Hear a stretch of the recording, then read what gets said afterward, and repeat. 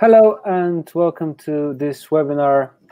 Today I have the pleasure to do it not only for alone or someone else from SiteGround, but we have a guest from Metrilo, our partners from Metrilo, who have a great marketing tool for you. And today we'll talk about the 5 most common mistakes online stores make after the big Black Friday and Cyber Monday days, and generally during the holidays. And hopefully we will share you some insights that will help you perform better. Here with me is Ricky Budrow. He's head of sales in Metrilo. Welcome, Ricky. Hey, thank you very much, Christo. I appreciate that, man. And everybody, thank you for joining. I just wanted to quickly introduce myself. Again, my name is Ricky, and I head up the sales team over at Metrilo. We provide our customers with analytics, CRM, and email marketing, all under one roof. So we've been around for about 6 years at this point. And in a nutshell, we help brands and entrepreneurs build and scale using data, right? So both big brands, small brands. But today, what I'll be showing you here is these 5 common mistakes that we see online shops make. And most importantly, how small improvements can lead to much better results. All right, so let's dive in. So should be able to see the screen at this point, and jumping into mistake number 1, right? Focusing on new customer acquisition, right? So for all of you that run ads, right, I don't have to tell you that competition is fierce, right? A lot of companies spend lots of money in order to acquire new clients, right? And especially during the holidays. And when this happens, not only does the advertising cost increase, but so does the acquisition cost, right? So what do we do, instead of spending crazy amounts of money on new customers, right? Well, we first have to shift our focus, right? We need to focus on getting the most out of your current customers, your prospects, and your site visitors, right? And one of the most lucrative, cost-effective channels to do this is via email. And when you add in the power of segmentation, you can now send personalized, relevant messages in order to reactivate these old customers. So it's much, much cheaper to focus on your current customers than it is to acquire more and more new ones, right? So here's just a couple of quick ideas on segments that you can create based off your customers' behaviors or preferences. Right. So in the segment that you see in front of you, let's go find your Christmas shoppers from last year. Right. And now what we can do with this is we can tailor our communications and remind them that, hey, Steven, you bought from me last year. Here's a coupon code so you can come back to buy again for yourself, or that special someone. Right. And a simple segment like this can really start to build and create a loyal customer base and encourage repeat buyers. But we can also start to run segments like, again, the one that you see in front of you, right? So a good chunk of your customers, right, they're going to be purchasing a gift, not for themselves, but for somebody else, right? So it's super important to realize this because you can now accommodate their preferences and behaviors by sending a segmented email based on a category. Right. So, for example, a for her or a for him category. Right. And this would be a great time to start to send some sort of, gift guide email. Right. Because these customers are most likely looking for gift ideas. And, something that we see at Metrilo, we see work very well for our current customers is by targeting your browse abandoners. Right. So now we refer to these people as your window shoppers, right? These people hit your website, they look around at a bunch of different products and categories, but they don't buy, right? So now what we can start to do is we can start to set up a segment to identify these browse abandoners, AKA, window shoppers, like you can see here. Right. So in Metrilo, it's going to be as simple as choosing which products or categories someone has viewed but did not place an order on. Right. So you can also make this segment automated, but at the get-go, we would highly recommend that you start with the products that have the highest profit margins or your best sellers. So this way you see the highest returns possible. And going into mistake number 2. Right. So we see this very often, running blanket promotions without any tailoring. Right. So most, holiday promotions are applicable for all the visitors who go to the site. Right. But if everybody is discounting, 30%, it's not as appealing because, well, everybody's doing it. And people are going to buy from you for all types of reasons. Right. So some people are going to buy because, it's a big sale. Other people are going to, buy because you did a nice job of upselling. But at the end of the day, if you can focus on what they like, you're going to have a much higher chance of a conversion. Right. And too often, we're seeing these online stores, they're sending out these newsletters and hoping that the consumer sees something that they like. Right. And this type of behavior tends to lead to higher unsubscribes and overall, lower conversions. Right. So why would you send an email to the masses when you have the data to tailor your communications? Right. So this process, it might take a little bit more time, but the end result can be much more rewarding. So instead of running that promotion, right, that goes out to everybody, we recommend tailoring all your holiday promotions based on customer behavior. Right. So you can use the data, in Metrilo or elsewhere to reach your specific audiences. Right. So what I'll do is I'll just run through a few quick examples with you today, and we can, or I can elaborate on these various types of buyer segments that you see, on the screen in front of you. Right. So if you are able to draw back on your historical data, you can start to segment by specific products or categories and really offer items that go well with that purchase. Right. So for instance, if somebody buys a shirt from you, you might want to recommend them the pants, the shoes, and the belt that go well with it. Right. But we can also start to separate your list by, coupon shoppers versus non-coupon shoppers. Right. And this should help you save on your margins because you're not just discounting everybody. Right. You are discounting the people that need to be discounted. And a very popular segment that we see quite often here is filtering out like your VIPs, right? And we can start to treat them differently.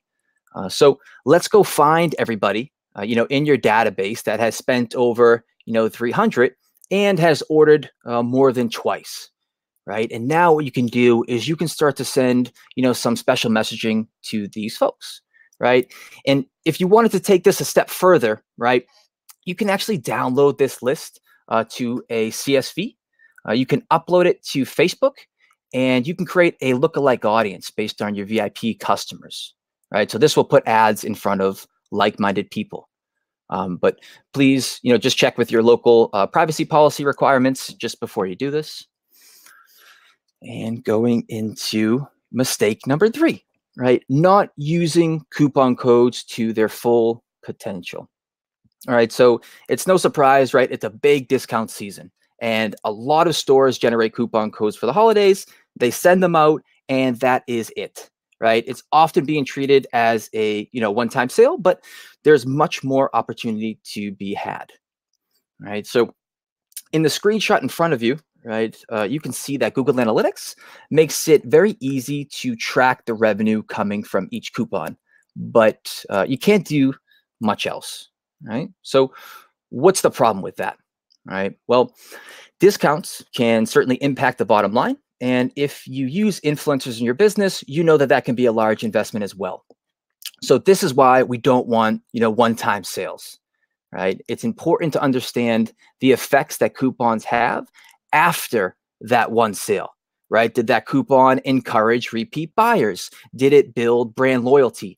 These are questions that Google Analytics cannot answer for you because your customer is just a number in that platform, right? But the good news here is in Metrilo, you'll have the opportunity to learn much more about these coupon customers, right? And this is because we associate all the data back to an individual customer profile so that you can actually start to find out which coupons drive you the most revenue and which ones actually do the best job at encouraging repeat buyers, right? So as always, let's touch upon a few examples. Right? So in example number one, right? So coupons not only attract various customer groups, but you can start to identify which groups your customers, which coupons your customers are using, right? Is it that 10% welcome coupon that you have? Is it that 20% welcome coupon? Which influencers are driving quality leads? Which ones should you stop spending money on? Tons of questions here, but there is a lot of information that you can gather from a single coupon code, right? And if you have a CRM like Metrilo that is able to track coupon codes properly, you have a way of contacting these coupon shoppers repeatedly, right? So now that one-time payment to that influencer can lead to multiple conversions on a single buyer, right? And here's how we can start to re-engage these coupon customers in Metrilo, right? So we can start to break down the revenues by specific coupons, right? So you can see here that there was 191 orders that came from the coupon code back to school, right? And this is where Google Analytics stops, right? But in Metrilo, we build out these individual customer profiles, right? So now you can start to take action on these coupon shoppers, right? So let's go find everybody who used that specific coupon and get them to come back, right? And perhaps, what you can do is even use the same discounted rate that got them in the door in the first place, right? Because after all, they could just be full-time coupon shoppers, right? If you wanted to take action, on these folks, right, it's as simple as clicking the email button in Metrilo and off we go, right? And again, another way of communication with these folks is to download this list to a CSV and create a custom audience in Facebook so you can target your coupon shoppers with specific ads. So mistake number 4, right? Treating holiday shoppers as these, one-time buyers, right? So for online store owners, right, the goal here is to get as many of these holiday shoppers to buy as you possibly can, right? It's a great goal to have, but what comes next, right? And the majority of these holiday shoppers, they never come back to buy from you again, right? So how do we get these customers to, come back and buy? So we call it, post-holiday nurturing, right? Which is basically relationship building, right? We see, some of our customers build a relationship through curated content. So things like user guides, maintenance tips and tricks, educational videos, and, so on and so forth. One example I can share with you today of post-holiday nurturing is to set up automated workflows, right? And you can take these customers through a journey based on what they purchase from you, right? So every email that you send out, right, it doesn't need to be an upsell. It doesn't need to be a cross-sell, a buy this now type email, right? You can use email to stay top of mind. You can use it to deliver value. You can use it to educate. And you can also invite them to, share on social media, right? So what we did is we just took a quick page from the Warby Parker book, right, to serve as a quick example of this, right? So again, you can start to segment by a specific product and then send customers recommendations based on that product, right? So this is something that we see Warby Parker do very well, right? And not only that, but they get their blog involved, right, in their email threads, and they start to provide relevant reader recommendations for the reader. So I guess a little bit of a double whammy right there, if you will. But you can also see that, Stitch Fix, right? They provide customers with ideas on how to style clothes and what goes well with what, right? So it's a super helpful email, and it's a great way to cross-sell and upsell without feeling pushy, right? And again, moving right along into mistake number 5, right? Doing nothing about the gift receivers. So a lot of the online stores and the online orders, online orders being placed are gifts for somebody else, right? They're buying the product for somebody else. But the whole goal of this post-holiday nurturing is to get people to come back, right? In specific, that final user who receives that gift. And I'm going to show you a couple neat examples illustrating this and how we get those people to come back. Now, unfortunately, your ideal customer, it may not be the one that's sitting inside your CRM, right? It might just be the one that's receiving the gift. And again, that's the customer that we want to come back to buy. So an easy way to, get a shot on net here is to insert a coupon code printout, or even, provide samples for all your holiday orders, right? So I'm sure everybody that's listening right now, they've been on the receiving end of this, right? And it feels good, to get that coupon code printout or, that free sample inside your order. And this will ensure that your incentive, your messaging, and your product all reach the final user, right? And you can also, start to put your social media and an expiration date to help, increase sales, especially, during the slower months like a January or a February, right? And, it might be a little bit of a long shot here, but you can also start to send out, surveys, right? And just try to collect additional data points on the final user, right? So collecting an email here is key, right? A coupon code usually helps here. And again, this might be more of an uphill battle, but any feedback or emails that you get is definitely a plus, right? And at the very least, you can drive them to the website and you can always, retarget. Right? And as always, what we want to do is we want to show you a quick example. So you can see that Julep here, they offer coupon code printouts with the expiration date to create a little bit of urgency. As well as, Frank Body, right, who focuses a little bit more on, the social sharing than actually discounting on the next purchase, right? So I know we went through that, pretty quickly here, but that just about, sums it up for today. And, for everybody listening, right, the Metrilo team, we want to offer you 10% off for a lifetime to all SiteGround users. You can get this discount from your user panel /perk section.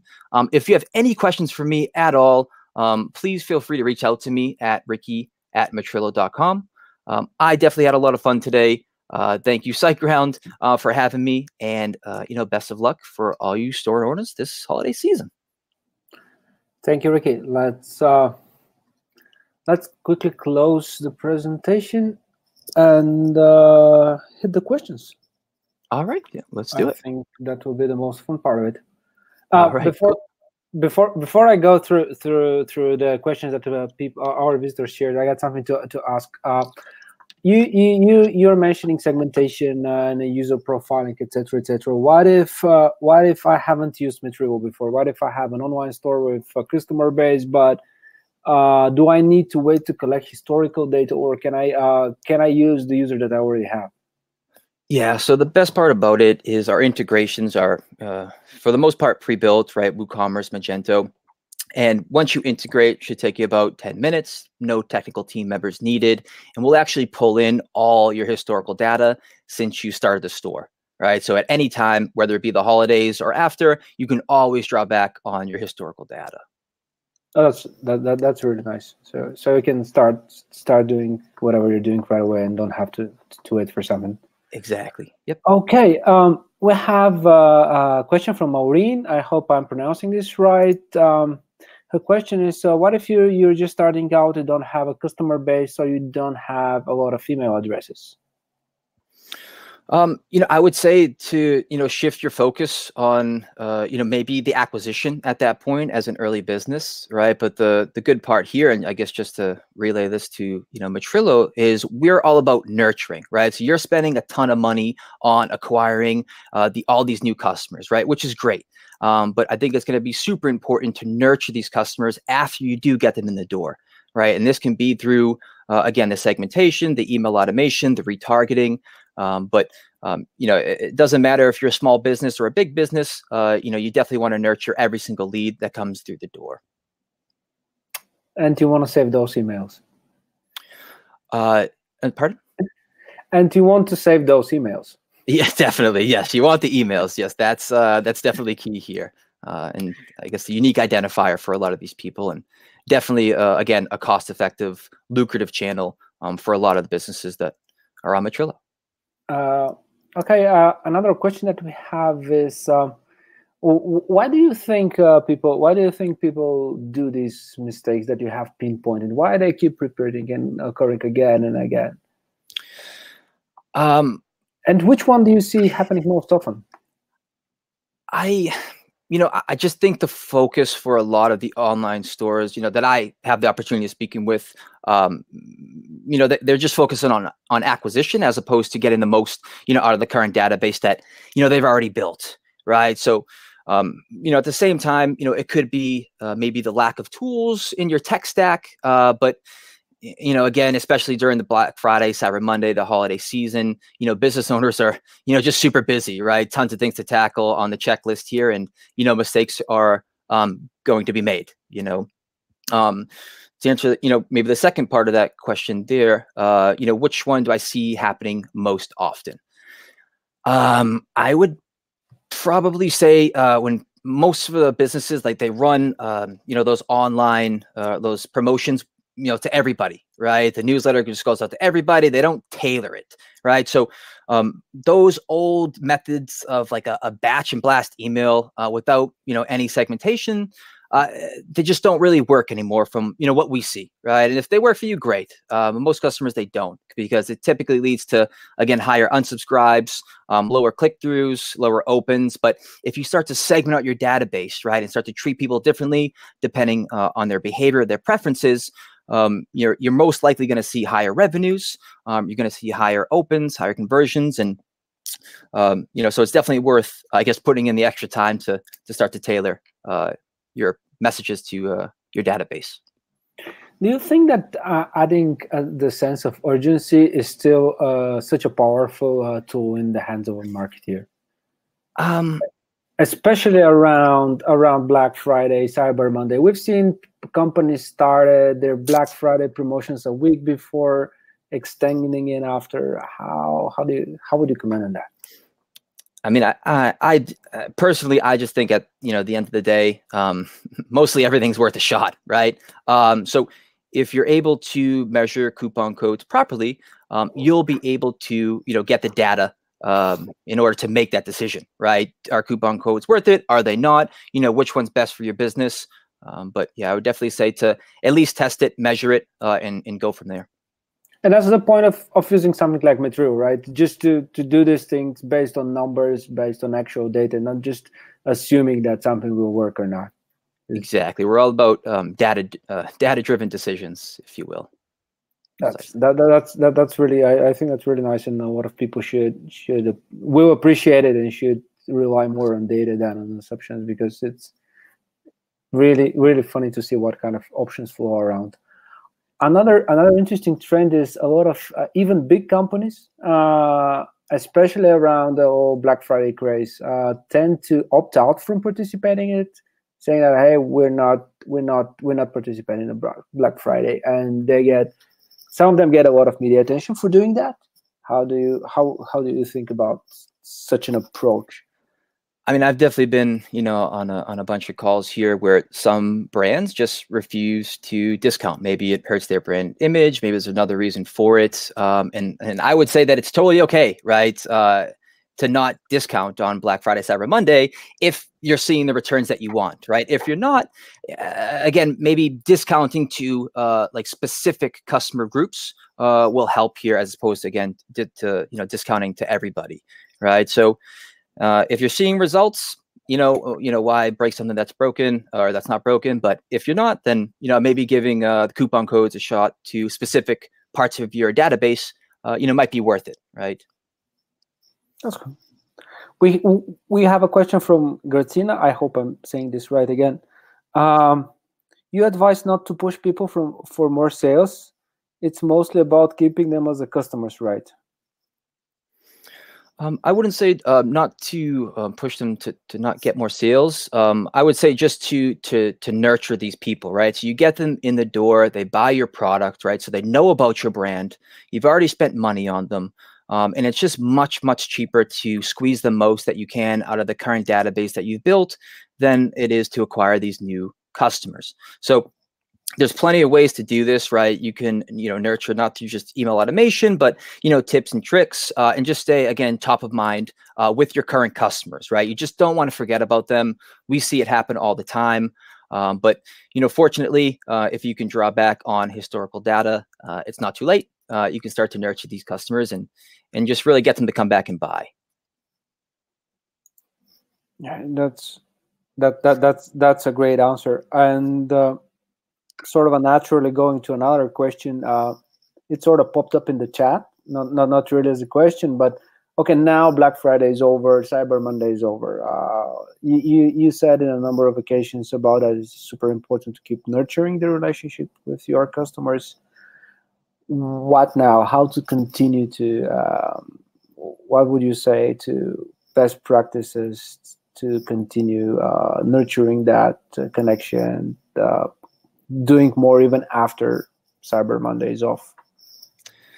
Yeah, so I think there is, again, a big opportunity here to retarget these folks that purchase from you during the holidays, right? You just don't want to spend a lot of money or, a lot of your time getting these people to come back, right? You want to just do this not, through October, November, and December, going into the January, February, March, these types of months as well, full year cycles, right? And some people decide not to run campaigns after this. I don't know what the logic of that is. I would definitely advise against doing that, right? And if you can do, super special messaging to these folks, maybe they purchase a specific product. Now you can start to upsell them, other products that go well with that, right? So, maybe, someone said, "Hey, Jim, I really like that blue shirt." They get a bunch of compliments, and now right in their inbox, they see, "Hey, Jim, I hope you really enjoyed your blue shirt. By the way, you might also like these blue pants, this blue hat, this blue watch," right? So there's just different ways that you can, I guess, get people to come back and buy just by offering them and trying to be helpful. Cool. We have one more question from Amy. What if you have a big list that is not converting anymore? How can you clean it up, the list, and get more conversions from an old one?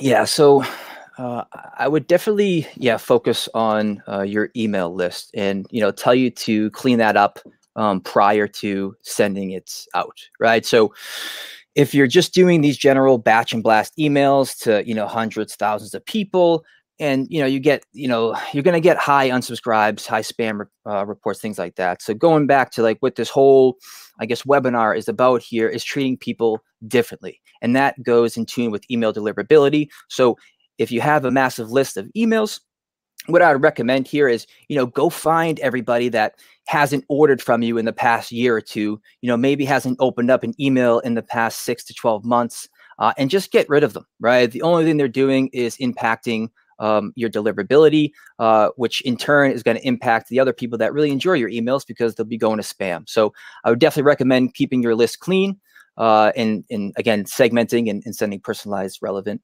messages. Thank you for your answer. We have another question from Maureen. Could you tell us how you started your own business? I missed the first 2 minutes, so I'm not sure if you already talked about that. No, we didn't. Would give us a little more insight on creating successful businesses. Thanks. Yeah, so I've started a few different businesses, operated them, and sold them.